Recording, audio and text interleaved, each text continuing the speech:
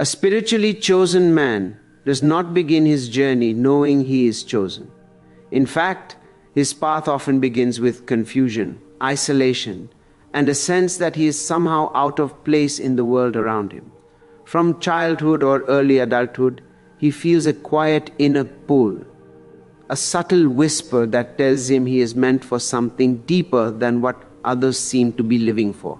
While people around him easily blend into groups, follow trends, and seek comfort in belonging, he feels a difference inside himself that he cannot explain. He watches others form attachments to material success, social status, relationships, or validation, but none of these things truly satisfy him.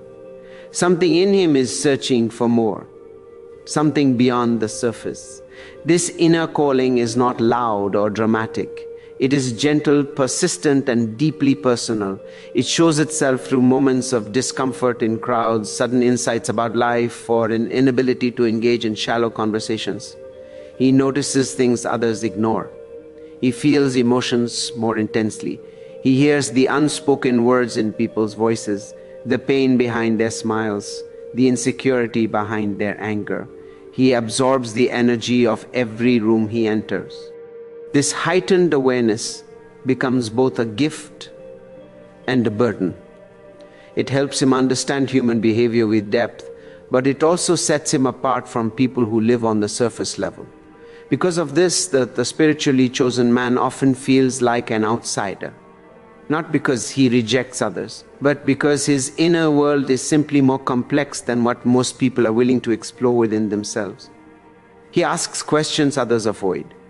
He sees truth in places others refuse to look. And as he grows older, he realizes that people rarely want deep conversations. They want comfort, distraction, and simplicity. But he cannot settle for that. He feels something in his soul calling him higher, urging him to break free from the expectations and illusions of society. His solitude gradually becomes the starting point of his awakening. He begins to understand that he is walking a path most people cannot see. It is not a path of crowds, noise, or constant companionship. It is a path that requires silence, introspection, and courage. The spiritually chosen man walks alone because his journey is inward, not outward. He is learning to understand his mind, heal his wounds, and connect with the deeper truth of who he really is. While others chase approval, he seeks authenticity. While others look for direction outside themselves, he learns to follow his intuition. And while others escape their emotions, he confronts them directly.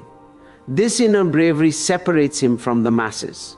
It gives him strength, clarity, and depth. But it also means he cannot rely on others to guide him. No one can walk his path for him. No one can understand his calling the way he does. This is why a spiritually chosen man walks alone, not because he is meant to be lonely, but because his soul knows that the first steps toward awakening must be taken in silence, in solitude, and in complete honesty with oneself. As the spiritually chosen man continues on his path, his awareness sharpens in ways he never expected. He begins to see life with a clarity that is both liberating and heavy. This clarity shows him the truth behind human behavior, the illusions that people cling to, and the layers of conditioning that shape their decisions. He understands that most individuals live inside an invisible cage created by their fears, beliefs, and unhealed wounds.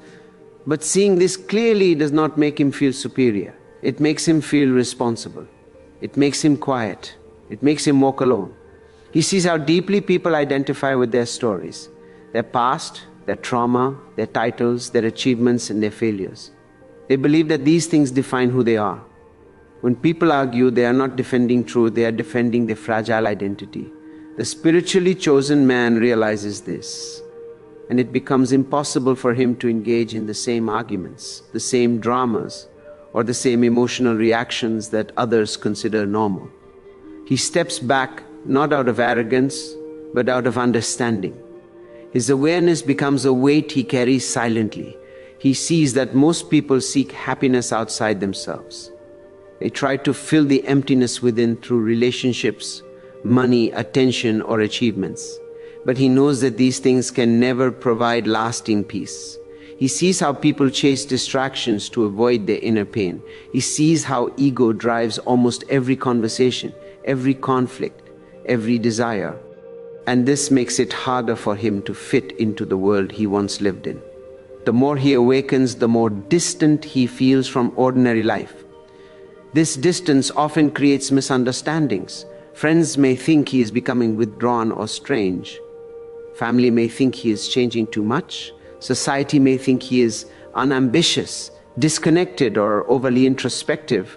But what they cannot see is the transformation happening beneath the surface. He is shedding old layers, confronting his shadows, and questioning beliefs he once accepted without hesitation. Awakening forces him to face truths about himself that are not always easy. He confronts his ego, his fears, his insecurities, and the illusions he once believed. This inner work is intense. It requires honesty, vulnerability, and emotional strength. It pulls him into solitude because growth of this kind cannot happen when one is constantly surrounded by noise and distraction. He needs space to breathe, to think, and to understand the new reality unfolding within him. And so gradually, the spiritually chosen man begins to separate from environments, relationships, and conversations that no longer align with his deeper truth. He does not push people away, but he naturally drifts from those who cannot understand the direction his soul is taking. He starts valuing silence over chaos, authenticity over acceptance, and depth over comfort. This shift creates a loneliness that is painful but necessary.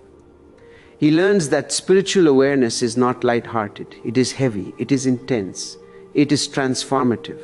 And carrying this awareness becomes a sacred responsibility that demands solitude. This is why he walks alone, because the weight of truth is not something everyone can understand, but it is something he can no longer ignore. The spiritually chosen man walks alone not because he dislikes people, but because he begins to understand the subtle truth. Most people are not ready to walk the inner path with him. When a person steps into deeper awareness, their relationship with the world automatically shifts. The things that once felt important, validation, attention, approval, belonging, begin to lose their grip. And as this inner evolution happens, something else happens quietly. The people around him start to feel uncomfortable. Not because he tries to be different, but because he is no longer willing to participate in unconscious patterns. This loneliness is not the loneliness of emptiness, but the loneliness of elevation. It is the space a person enters when they realize that true growth demands solitude. The spiritually chosen man begins to see reality from a higher vantage point, one where emotional games, social masks, and shallow conversations no longer hold any meaning. This naturally separates him from the crowd. He doesn't force this separation. It simply unfolds as a byproduct of awareness. He walks alone because he is no longer driven by the same desires that drive the collective. While the world is busy chasing status, attention, and noise, he is drawn to inner silence. While others want to be seen and approved of, he seeks depth and truth. And truth rarely has a crowd around it. When he tries to share his insights, he quickly realizes that people don't reject him. They reject what he awakens within them. His presence becomes a mirror, and most people cannot bear the reflection of their own unconsciousness. This is why the spiritually chosen man begins to conserve his energy. He stops explaining himself. He stops arguing. He stops trying to pull others into his world. He understands that awakening is not something you can hand to someone. It is something they must be ready to receive. And until they are ready, they will misunderstand him, misjudge him, and sometimes even fear him. This is the burden that comes with clarity. The more you see, the fewer people you can walk with. But the solitude is not a punishment. It is preparation. It is in walking alone that he discovers who he truly is. It is in silence that his inner voice becomes louder. It is in detachment that his purpose becomes clearer. He learns to enjoy his own company, to sit with himself without distraction, to face his own shadows without running away. This is the kind of strength only solitude can create. And slowly the loneliness transforms into a kind of inner companionship, a connection with his own soul that feels more real than any external relationship. He no longer walks alone out of necessity, he walks alone out of choice. Because he realizes that the path of awakening is not a crowded road. It is a narrow, quiet path meant for those who are willing to meet themselves completely. And that meeting always happens in aloneness. Walking alone is not the end of the journey for a spiritually chosen man. It is the beginning of a higher form of companionship. The world may see his solitude as isolation, but in truth he is moving into a deeper connection with existence itself. When a person stops depending on others for validation, approval, or emotional security, they unlock a new form of freedom. This freedom is subtle, quiet, and invisible from the outside, but it reshapes his entire inner world. In the early stages of his awakening, his solitude can feel heavy. He may feel misunderstood, unseen, or disconnected from the people he once related to. But as he goes deeper within himself, something profound begins to happen. The silence that once felt uncomfortable becomes nourishing. The spaces that once felt empty begin to fill with presence. And the loneliness that once felt painful transforms into a sanctuary, a place where he can retreat, breathe, and meet himself without distortion. This is where he discovers the truth that awakened people have always known. The greatest companionship is the companionship of one's own consciousness. When he sits alone, he is not truly alone. He is surrounded by awareness, by clarity, by the stillness that holds answers no conversation can provide. He begins to realize that people come and go, opinions change, relationships shift, but the presence within him remains constant. And the more he grows into this inner presence, the more peaceful and grounded he becomes. His solitude also sharpens his perception. Without the noise of the crowd, he begins to see life with extraordinary clarity. He notices the patterns that people unconsciously repeat. He sees how fear drives most decisions. He sees how attachment creates suffering. He sees how society glorifies distractions and avoids introspection. And because he sees all this so clearly, he no longer feels compelled to participate in it. This clarity protects him, guides him, and strengthens him. But perhaps the most important transformation happens in his heart. Through solitude, he learns to love without dependency, to care without losing himself, and to give without expecting anything in return. This kind of love is rare, and it can only be born in someone who has faced themselves completely.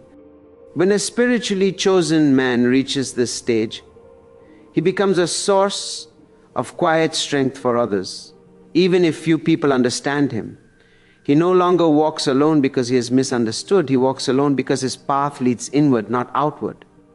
And those who walk inward will always appear isolated to those who walk outward. Eventually, he realizes that the journey was never about finding people who could walk with him.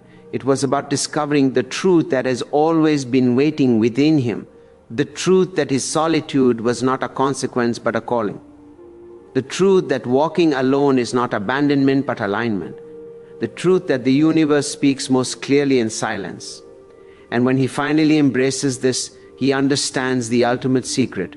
A spiritually chosen man walks alone, because that is where he meets the divine.